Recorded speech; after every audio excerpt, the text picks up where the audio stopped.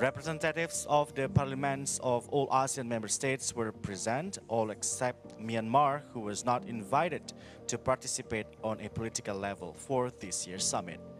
Speakers of the House, Puan Maharani, spoke on the issues of the treatment of migrant workers and will push for better protections for workers across the ASEAN region.